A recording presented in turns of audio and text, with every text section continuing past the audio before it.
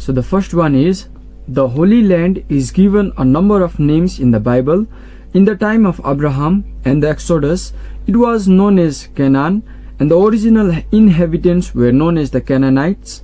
The second fact is, Canaan became known as the Promised Land because it was the land promised to Abraham and his descendants, and also Israel because the descendants of Israel, which is the another name of Jacob, settled there.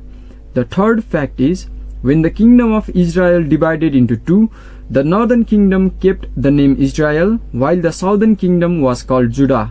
David was descended from the tribe of Judah, which had chosen him as their king from the beginning.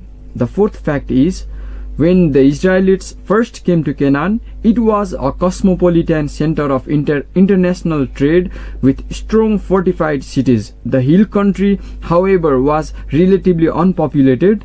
And the fifth fact is, the land of Moab, Ruth's home, was a strip of arable land in Transjordan, lying between the Dead Sea and the desert, with the Ammon River to the north and the Jared River to the south.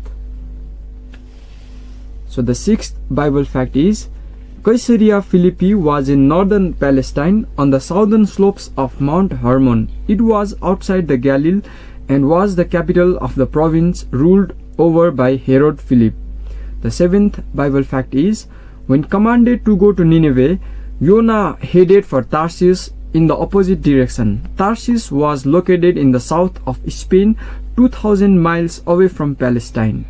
At the time of Christ, large Jewish populations could be found in cities such as Rome, Alexandria, Antioch, and Ephesus. Paul was a diaspora Jew from the city of Tarsus in Cilicia.